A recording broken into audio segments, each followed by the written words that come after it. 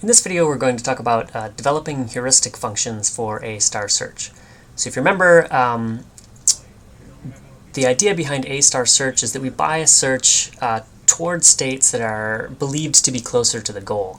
So we need a function that describes for a particular state in the problem how close we think it is to the goal, and we want that function to be easy to calculate, much easier than actually performing the search from that state to find out what the actual distance to goal is. And the particular approach to developing heuristic functions that we'll talk about today is called relaxations. So I think the easiest way to get a handle on this is just to work through an example. And this is basically the same mail delivery example we saw in an earlier video. Over here we have a maze, or a set of rooms, A, B, and C. The robot can move from one room to the next. And if the robot is in room C, he can choose to pick up this letter. And the goal here is to be in room A with the letter, so to deliver the letter to room A. So that's the problem. Here's a state space graph that illustrates how we can view that problem as state space search, right? So here we have 6 different states indicating each of the possible rooms that the robot might be in and whether or not the robot has the goal. So AF indicates that this is the state where the robot is in room A and does not have the letter. And for the sake of simplicity, we're assuming here that once the letter's been picked up, it can't be put back down. The robot has to hold on to it. So once the robot is in room C, for a cost of 0.5, he can pick up the letter, and then he can move back and forth between the rooms as long as he wants, holding that letter. And all of the other state transitions have a cost of 1, so it costs 1 to move from one state to the next. So this is a very easy search problem, obviously. So we could work out by hand what the minimum cost path is from all of these states to the goal. And in fact, let's do that.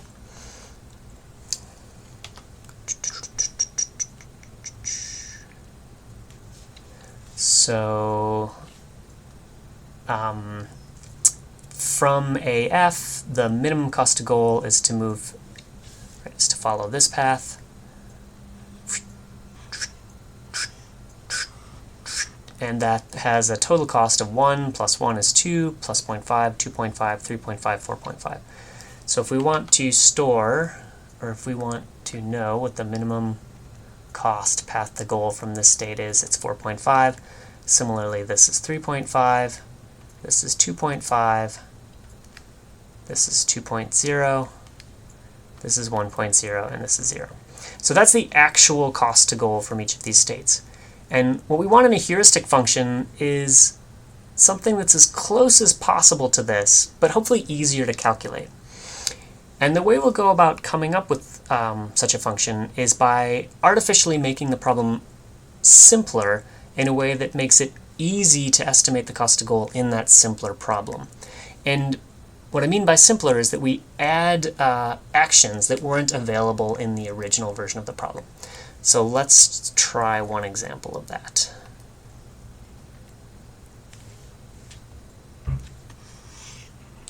So let's say that we're going to give our robot the ability to pick up the letter no matter where he is. So we're no longer going to require him to move to room C in order to pick up the letter. We'll just imagine that he can grab the letter immediately regardless of his location. It still takes an action to do that, but he doesn't have to be in room C to do it. So how would that change our state space graph, or state transition graph? We would get 2 new edges. We would get an edge there and an edge there, and we'll give them both cost of 0.5.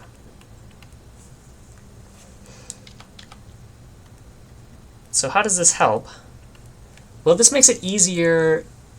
It's easier to think of the minimum cost to goal in this problem than it was in the original problem, because all I have to know is where the robot is and whether he's picked up the letter or not. So in particular, my heuristic function could be, if we have the letter,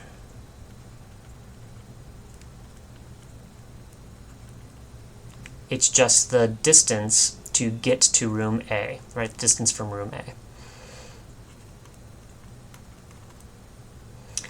If not, well, it's just 0.5 plus the distance to room A, because we first have to pick up the letter and then we can move to room A. So 0.5 plus distance. And that's possible to calculate without thinking about where the letter is or what path the robot has to take. I can just easily determine how many steps away the robot is from room A. So what will I get if I use this new problem to calculate the minimum cost to goal? Well, this will be 0.5, right, because it's just one step to the goal. This will be 1.5, because I'll have to move here and then to there. This will be 2.5. This will always be 0, 1.0, and 2.0. So these are wrong in the sense that these are not the same costs as we had as the correct costs from the original problem. But they do tell us something about which states might be preferable, right? They tell us that this state is better than this state. They tell us that, in general, having the key is better than not having the key. It's not perfect, and heuristic functions are generally never going to be perfect, right? Because if we had a perfect heuristic function, it wouldn't be a heuristic function. But it is admissible, right? There's no way that I could have created an overestimate by adding these additional edges, because all of the original edges are still there. So any path that was there before is still available. So by adding new edges, all I can do is make the minimum cost paths shorter, strictly shorter. So it's guaranteed that no matter what I do, no matter what edges I add here, the heuristic that I end up with will definitely still be an admissible heuristic. And we won't show a proof, but it turns out that this approach of creating a relaxation of the original problem also is guaranteed to result in a consistent heuristic. So that's great. We can also think of other possibilities, right? So maybe instead of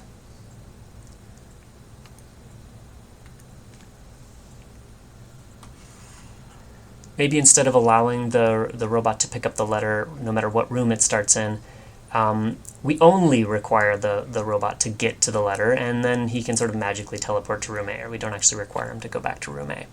How would that change our graph? Well, we could, to model that, we could add a zero cost edge from here to here. So as long as he has the key, he doesn't actually have to get to room A. We could add a zero cost edge from here to A. So as soon as, however he ends up with the key, he can just immediately be in room A with no additional cost and succeed. So why does that lead to an easier method of calculating the minimum cost to goal? Well, in this case, all I need to know is where the robot is, again, and whether or not he has the key. So what will those numbers look like? So if he doesn't have the key, it's just the cost to goal, or it's just the distance to C, I'm sorry. So that would be plus 0.5, because he'll have to pick up the key. So 2.5, 1.5, 0.5. And if he does have the key, well, it's just 0, because we're allowing him to immediately go to the goal. So here's a different heuristic function, also admissible, also consistent, and it also gives us some useful information about which states are closer to the goal, right? It's telling us here, again, that you're better off having the key. Those are all smaller than the ones without the key. And now it's telling us you're better off being closer to the key if you don't have it than being farther away. 2.5 is larger than 1.5, which is larger than 0.5. So we have two different consistent admissible heuristics. We could use either of them, and in principle they would both be better than not having any heuristic function at all. A final possibility is that our real goal is to get our heuristic function values to be as close as possible to the true costs, right? We want them to be good estimates. but they can't be overestimates, right? So if we have two different heuristic functions, one thing that we can do is we can take the max of the two. That's going to give us a new heuristic function. The numbers are guaranteed not to be any smaller, they might be larger, which means they might be closer to the true cost. So that would give us a third heuristic function.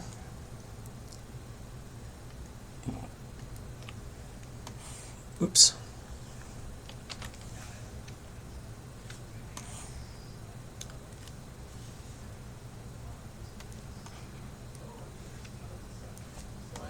Which would be calculated by looking at the maximum of the heuristic functions, of these two heuristic functions, right? So the maximum of 2.5 and 0.5 would be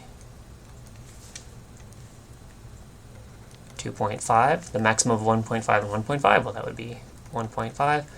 The maximum of 2.5 and, I moved it off the edge of the screen, and 0.5 is 2.5.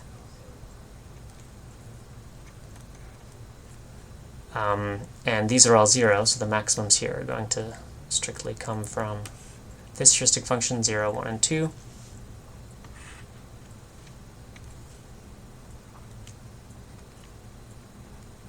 So this is the heuristic function that I get if I take the maximum of these two heuristic functions. And this one's looking pretty good, right? This is really capturing the idea that if I don't have the key, I want to move closer to the key. It's better to be closer to the key. And if I do have the key, I want to be closer to the goal. It's not perfect, again, right? So we would like for this to be a little bit bigger than this, but it's better than either of these two existing heuristic functions.